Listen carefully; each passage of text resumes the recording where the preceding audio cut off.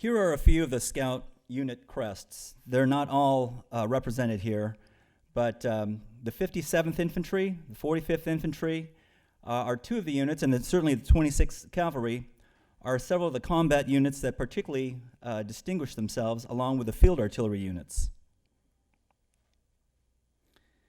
The newly formed Philippine Commonwealth Army was being trained with an expected training completion date of April 1942. When the Japanese landed in December, many had never even fired a rifle. It should be noted that there were other units in the Philippine Islands who also fought gallantly and suffered tremendously. General Wainwright, an old-school cavalryman, would command the forces on Bataan and later Corregidor when MacArthur was evacuated to Australia. He would spend over 3 years in a Japanese prison following the surrender of Corregidor and was not treated well. General Homa was the commander of the Japanese 14th Army and believed he could conquer the Philippines in 50 days. He claimed that he was not aware of the subsequent atrocities committed by his soldiers after the surrender of Bataan. At the end of the war, he was later executed as a war criminal. As has been mentioned previously, the Scouts were the elite fighting force of the Philippines and extracted severe casualties upon the Japanese, this despite having, in many situations, outdated weaponry. Again, the difference was their constant training and high level of discipline.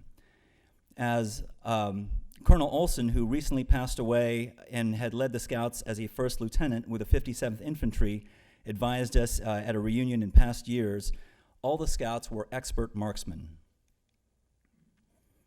This shows the Bataan Peninsula, in which MacArthur ordered a fighting retreat for War Plan Orange. The hope was to delay the Japanese long enough for reinforcements to come, which of course never arrived, as the U.S. fleet was smoldering at Pearl Harbor. From this slide, you can see how dense the terrain is on Bataan, and also see the strategic location of Corregidor guarding Manila Bay. The 26th Cavalry performed heroically, covering the fighting retreat into Bataan, as did the 57th and 45th Infantry, providing stout battle lines and delaying the Japanese advance. The effectiveness of the Scouts did not go unnoticed or later unpunished by the Japanese during the subsequent surrender.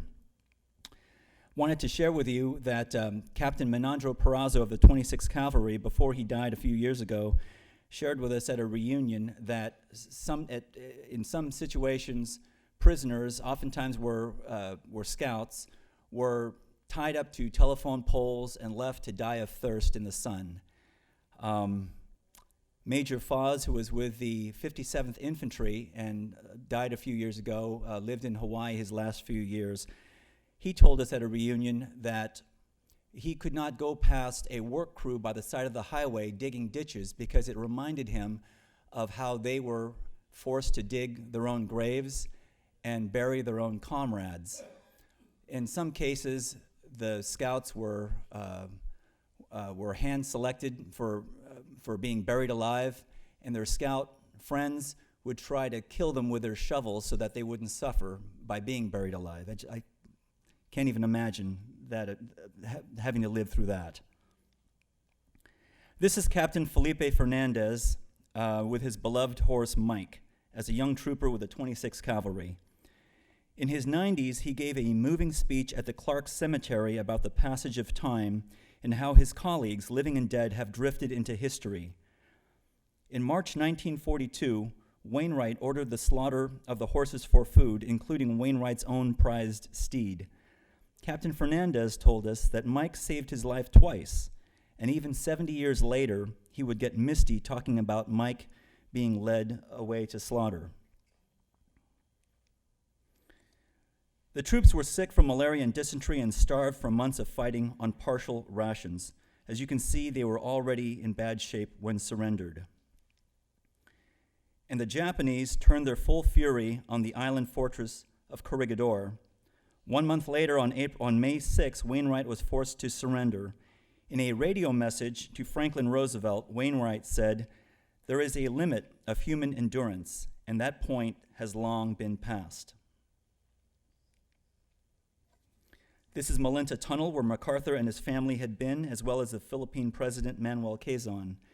In the slide on the right, you can see seated with a campaign hat, Sergeant First Class Dan Figuracion, who lives in Washington State. He is still with us, one of very few scouts still with us. And this was a reunion that we had in the Philippines in 2012. Following the surrender on Bataan, many of the soldiers were brutalized during the subsequent forced march to O'Donnell, 65 miles away, which would be their immediate prison. Not only were many denied food and water during the 4 to 9 day, 65-mile march, depending on where you started, which began on April 10, but numerous accounts of soldiers being bayoneted if they couldn't continue walking, beheaded if they broke ranks to get a drink of water from a nearby brook, or run over by tanks, until there was only the imprint of the man's uniform on the ground, where once there had been a man. Of the combined 75,000 Filipino and American troops who were force-marched from the tip of Bataan to the train station in San Fernando, approximately 1,000 Americans and 9,000 Filipinos died. They were packed into boxcars, 100 men to a car. They were taken to Camp O'Donnell several miles away. Many died standing up because they could not fall down, suffocating in the brutal oven-like heat of the closed, heat-absorbing boxcars. My Japanese karate instructor told me that many of the brutal acts were committed by Korean and Taiwanese conscripts. Whether or not that's the case, the nationality of the swordsman did not matter to this Allied prisoner. The death toll approached 360 a day at Camp O'Donnell. Prisoners were given 1 ball of rice and supplemented their diet with bugs.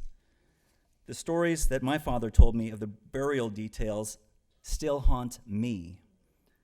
Unable to handle the high number of prisoners, the Japanese paroled many Filipinos who had to promise not to take arms against the Japanese.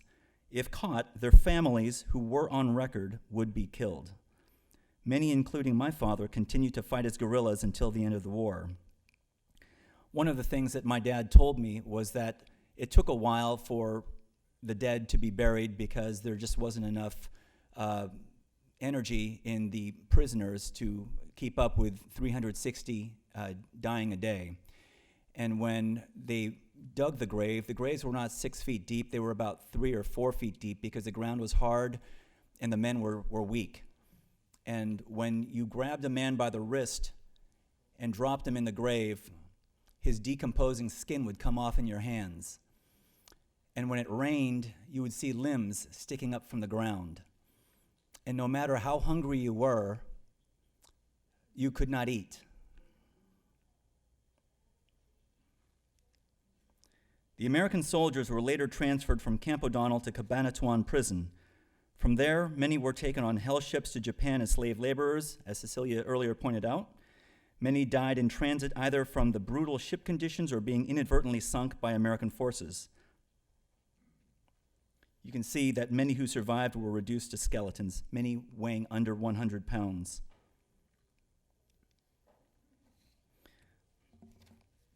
This is Camp O'Donnell Monument as we approached it back in 2012 during the 70th anniversary of the fall of Bataan. This is Captain Arzaga of the Philippine Scouts. He recently died in Texas. He was lived near Killeen. And Captain Arzaga was supposed to walk the death march with his younger brother, but wound up in a different group. I was with him when he found his brother's name on the wall and broke down crying.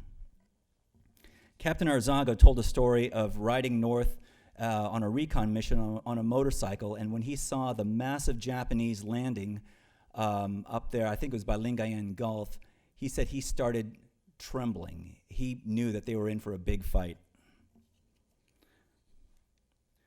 After the war, Wainwright was united with MacArthur, and as I mentioned earlier, Wainwright had been treated very poorly in captivity, even as a 3-star general.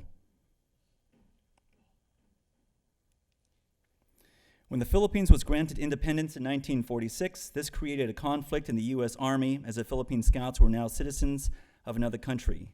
They were offered U.S. citizenship and continued service in the Army. Many accepted.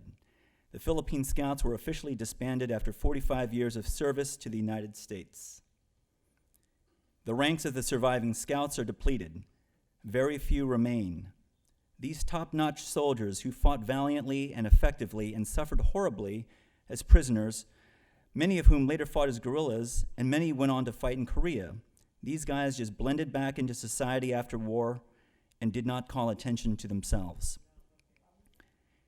In the last couple of minutes that I have with you, I was asked to comment on my father's impact on me. My father's impact on me has been immeasurable. From his sense of humor to his love of country and family to his desire for us to enjoy the opportunities of this great land, my greatest moment outside of my wedding day and the births of my children was the day that my dad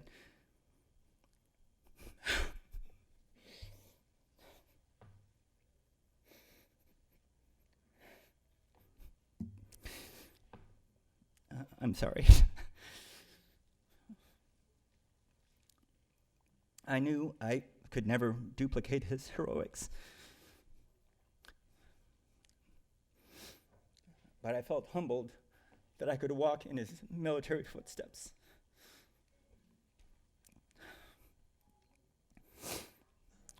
Oops. I'm sorry. As a member of the Philippine Scouts Heritage Society, I have developed lifelong friends with the children of other Scouts and have continued my appreciation of my Philippine heritage. It has afforded me the reason to travel to the land of my ancestors and to connect with others with whom I share a distant but common bond. Lastly, learning to appreciate my father's service and sacrifice for his country has given me a deeper appreciation of my place in this great country. Please take a look at the Philippine Scouts website for more information, including our reunion, which will be in San Francisco in the summer of 2017, during the summer. Thank you very much. Ooh.